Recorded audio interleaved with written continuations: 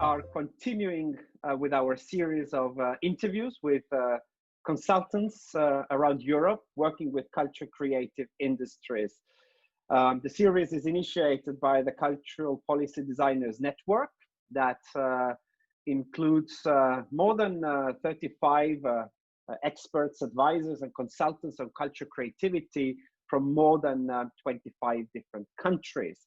And we are moving today to our dear friend Paul Stepan from Austria. How are things in Austria, Paul? Considering the whole situation, I think they are mediocre. Mediocre. There are countries that are worse off. There are countries that are better off. So I think we're doing mediocre at the moment. So Paul is very well known, culture creative expert, consultant, researcher, and expert in Europe. You have been working in many countries. In 1997, you co-founded Focus, which is an institute for culture and media economics in Austria. And since 2007, you've been the head of the institute. You've also been lecturing in several universities, and you have been involved in many projects right now. What have you been doing recently? What are the major projects and fields of interest that you are engaged in lately?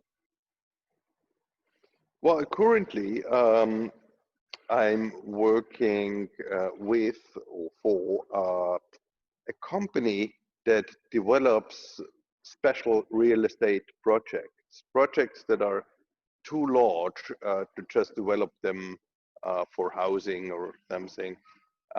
Projects that are very complicated. So just like this, an old industrial site, and we're only standing in a small room here with 2,800 square meters.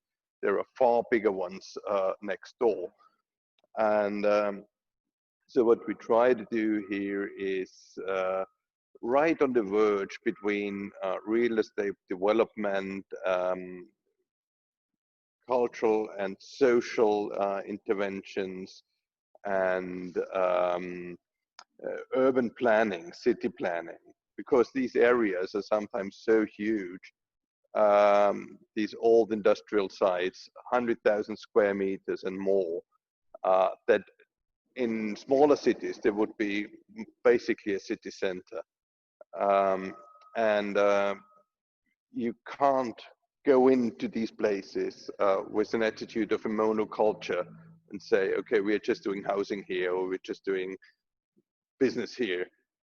You need to find an ecology that fits together between big and small, for-profit, non-profit, cultural, social businesses, startups, and put them together in a kind of curated way so that they actually work together as a whole. Paul, one of the reasons we do these little chats with experts around Europe is that there's been quite a lot of focus on how culture creative industries, creative professionals, culture institutions are getting along during this crisis. How are they surviving? We in our network, people like you, we are working from outside. We often have more of a helicopter view of the situation. So let me ask you more in general level. What are the key lessons from this crisis? What has this crisis revealed, in your opinion, about culture sector, culture creative industries, both in terms of positive and also negative aspects? Well, one general conclusion is that there obviously is not one sector in this crisis. There are parts of the creative industries, of the cultural sector, that could, in principle at least, expand and grow during that crisis because they use digital means. They could fill the void of that comes from people not going out and people not having the possibility to go to theaters, operas, cinemas, etc. On the other hand, and you can see from the selection I just made, on the other hand, it's a very bad crisis for everything that is life performing. And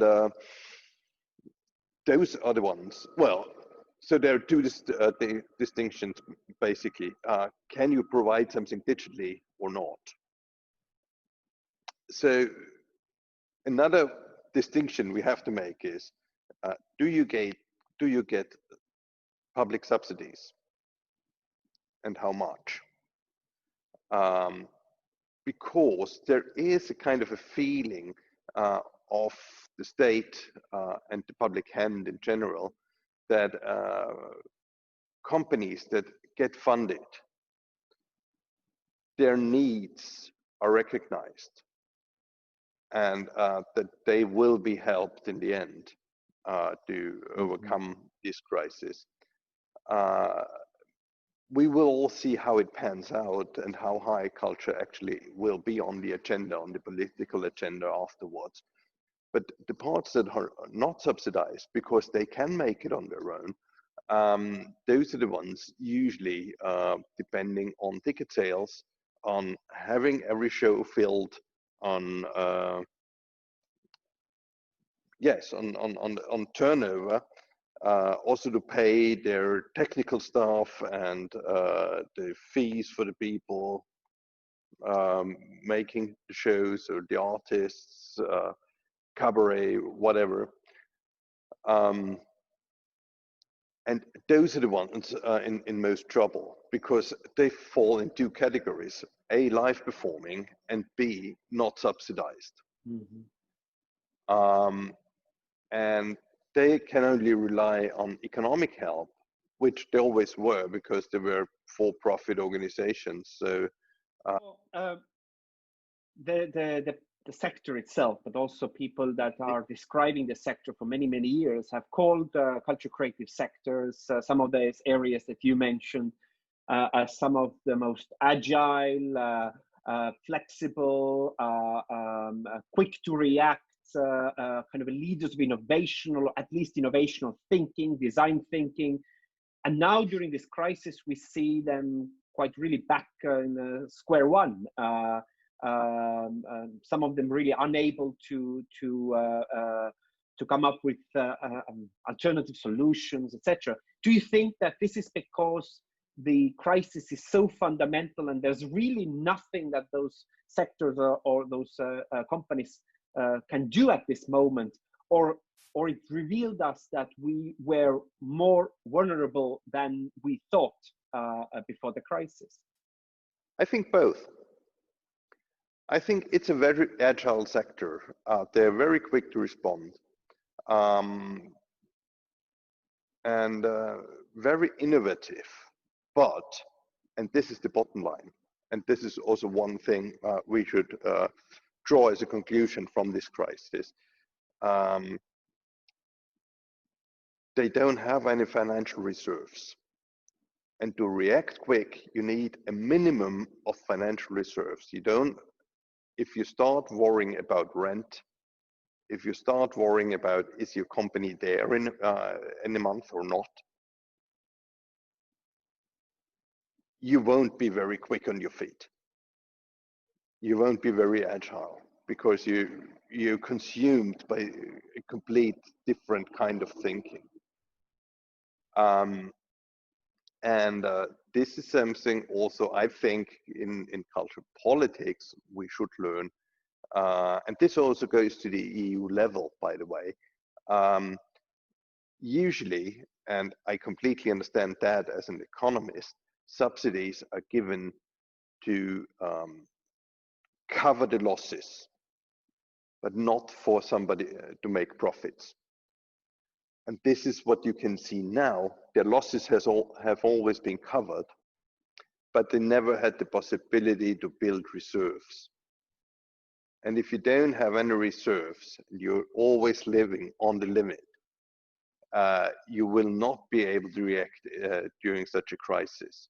But So in if your you have, experience, Paul, but in your experience, is this what you're describing? Is this because of bad business, bad planning, bad management?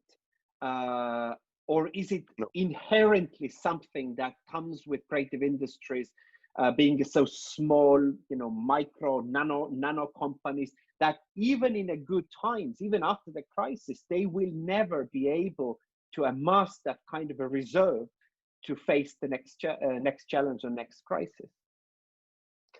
well, let's differentiate here. In the cultural sector, it's inherent to subsidy policies.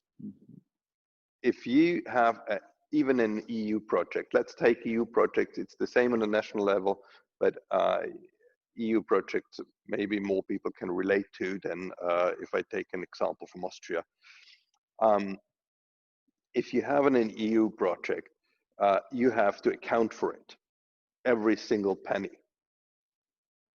And that's very reasonable because you're taking public money to do something, so you should account for it, of course.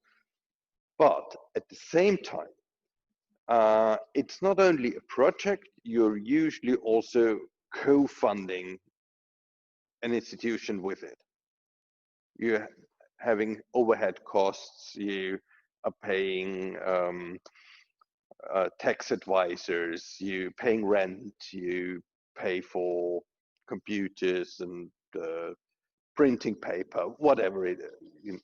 So this is how you build these companies that then are strong enough to submit projects. And submit projects at a very high risk because the rate of the projects that actually get funded is not very high. So you have to have these companies that can take the risks to apply for funding and be big enough and strong enough to actually carry those projects afterwards once they get them. But due to these subsidy procedures, they will never be able to build up reserves to an extent where you can then say, okay, 1 month, 2 months, we can get through that. We can use even that time and maybe write another proposal or come up with a new idea. This is our time to be innovative, to get out of the daily routines. This is the time we can actually work and develop new things. So maybe one of the lessons could be, and I have no idea how to frame this legally because I'm an economist and not a lawyer, maybe there will be some kind of new rule that 2% or 3% or a very small percentage of public funding you will be able to put into a reserve for the future. Paul, we have been talking, not we, just two of us, but in Europe in general, the culture creative sectors have mostly been seen as part of the problem now. They are weak. They need to be, survived. We need to pump money into the sector. It's not only the short-term impact in terms of the emergency situations and lockdowns, it's also the long-term impact of lack of tourism, etc. I would like you to a bit turn the cards on the table, and maybe you can describe or in your view, how can the culture creative sector or creative businesses be part of solution? What is the unique role that culture and creative sectors can provide in both these times of crisis, but also in times of recovery from this crisis? Well, then we switch back to a part of the creative sector that is not hit as the live performing sector. Everything that can be provided digitally. And Europe is lagging behind in developing movie platforms, for example. online gaming. Those are things in we in Europe tended to leave to the Americans. So if you look at who are the biggest benefactors of this crisis, except for Zoom and Teams and Microsoft and those companies, it's Netflix, it's Amazon Prime, it's all companies that provide content digitally. And we in Europe didn't only fail to create these companies or help these companies, or create companies that can overcome the language barriers in Europe. That's the main issue. But also, in many, many ways, we fail to cooperate with them. So there is not so much content on Amazon Prime or Netflix, which are just the two biggest ones. And with exception of a few countries where you have strong national players in that field that exists, we are leaving it mainly to the US competition to make the profits out of this crisis. Are you stating this now as a fact, as a reality, or have you already witnessed, especially in Austria, that the crisis, one of the outcomes of the crisis for the culture creative sectors is this immense digital transformation that it has brought along for culture sector, for creative companies? Or is it wishful thinking? It's not wishful thinking. It's happening at the moment. We don't have data for that, but it's very obvious. Let's say that. If there are any long-term effects, I don't know. I can't say that this will change the world forever. This way of thinking.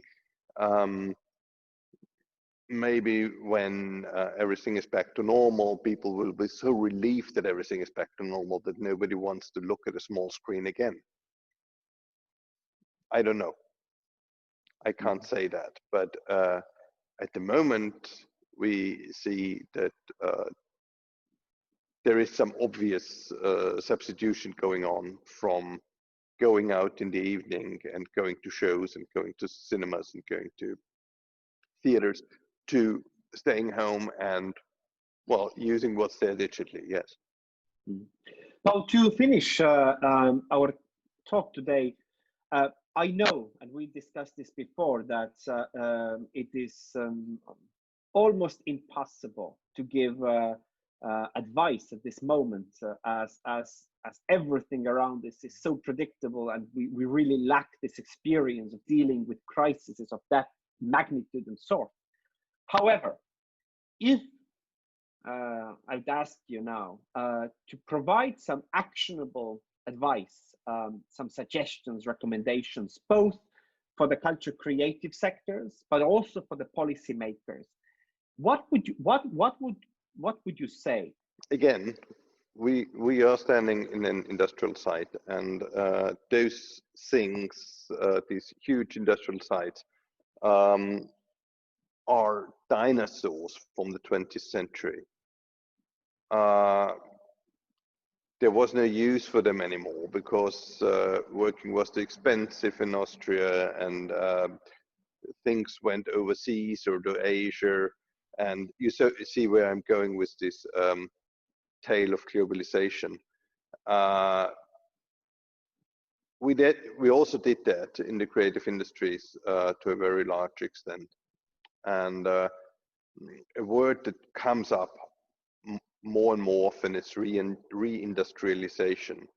So we realize that it's not okay to have our mats shipped from China,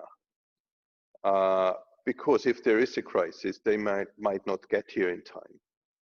And the creative industries is just one part of those industries. There are many branches in it, but it must be, and that probably should be the challenge afterwards, to bring it on the political agenda that the creative industries are just as important in this kind of thinking than when people start rethinking the strategy of medicine, inputs you need for daily life, etc. So the whole question of distribution and storage will come up afterwards. And I think this is something where the creative industries need to fill, or need to swoop in and say, okay, it's also important to have that during a crisis, and just also to keep on going for countries and for the spirit, and to have some sort of normality in these kind of situations. The second thing I would say is really very important, and this is something right now in politics that makes it so difficult for many institutions and also people in the creative industries, is this uncertainty, what will happen.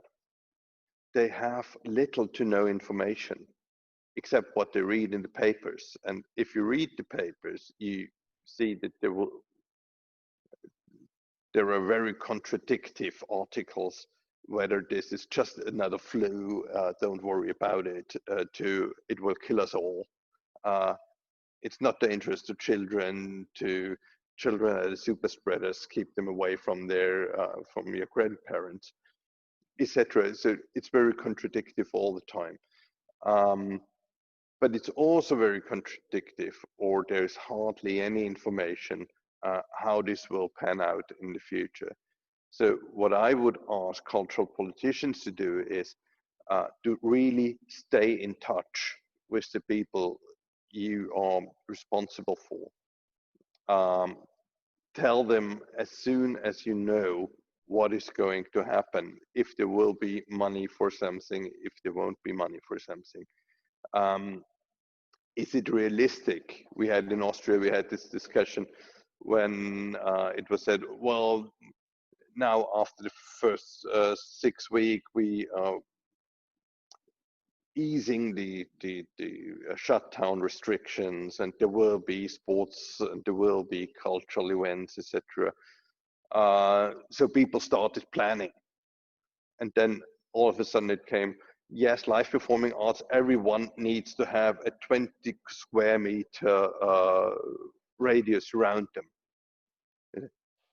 What kind of live performing arts should that be? I mean, even in a hall like that usually fills more than 4,000 people, that would make 100 people now. I mean, you can't organize a concert for 100 people. That's usually you sell to 4,000. That's not even, no. So you build up hope, and then you smash it again, and you build up hope and smash it again.